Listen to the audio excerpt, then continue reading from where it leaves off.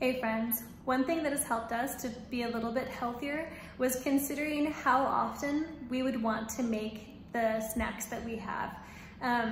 Like particularly with crackers and cookies, if I had to hand make all those different things, how much would I really want to eat them? I challenged myself maybe about a decade ago to try to just do that. And I realized, yeah, maybe there's easier things I could eat. And so we tried to start doing more like dried fruit and fresh fruit and some nuts, popcorn, things like that. But I realized how good also, you know, that homemade snacks can be.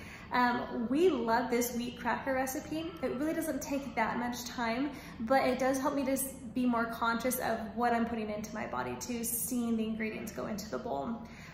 So this is a recipe we really enjoy. We eat it with like tuna sometimes, or we eat it with like a chickpea salad sometimes. Or even they're just pretty good as is as well. So I hope you'll try them out. They're really good and they kind of help you to be a little bit more mindful with your eating. Enjoy.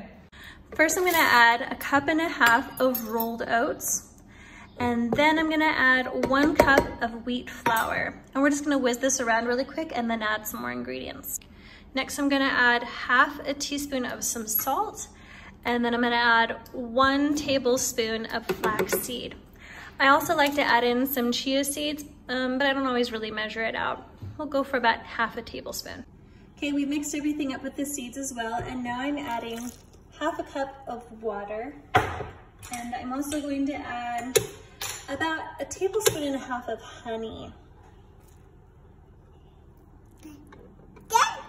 All right, and then finally we're going to add in some oil. All right, so this is 6 tablespoons of olive oil that I've put in here. Next, we're going to put our lid back on and give it a whirl. All right, so we've got our dough from the food processor, and I'm gonna put one of them right here, and we're going to take another piece of parchment paper, and we're just gonna kind of flatten it out a bit and give it a good roll so we can get them nice and flat. And again, like when we're making pizza dough or tortillas, it's important to use right here on your hand rather than here on your hand. Okay, this is a pretty wet dough, and so it's important to use this paper. I always try to use like a silicone mat whenever I can, but since this really has to be peeled off, it's really tricky. We really want to get a crisp cracker. That oiliness and that wetness needs to be as it is. So we're gonna peel this off again and kind of look at our thickness here. We're getting pretty thin. So what we'll do next is we'll kind of feel around, see where we need to do a little bit more. And I can feel right here needs to be a little thinner. But I don't want my edges too thin or else they're gonna cook a lot different than the rest. All right, not too shabby. Next, I've got this little tool, but you really can use a pizza cutter if you want. And I'm just gonna cut out some cracker shapes.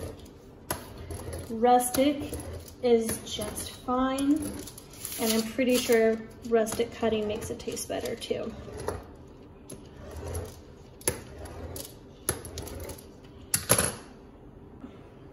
All right, next we're going to take these pieces that we've cut off, and we're just gonna peel them off the paper.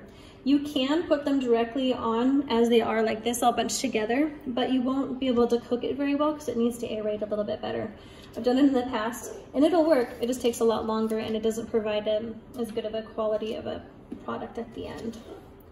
So I'm just spacing these out. They're not going to grow, so you don't have to really be worried about that like you might be with cookies. Just kind of get them together like this.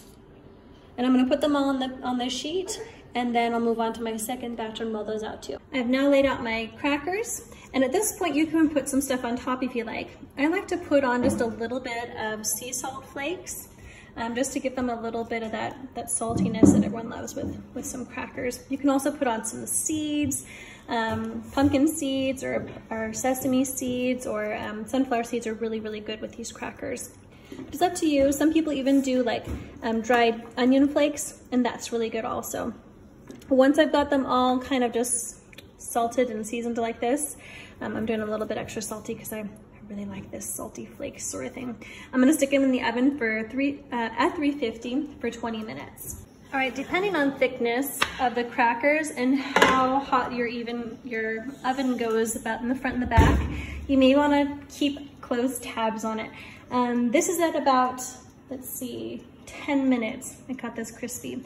The other ones I had to take out a little bit early too, because you can see the thinner ones just get a little bit too crispy there. But the rest look pretty great. This is a part of the beauty of homemade crackers, but it's also a part of the inconsistencies. Enjoy all the beauty.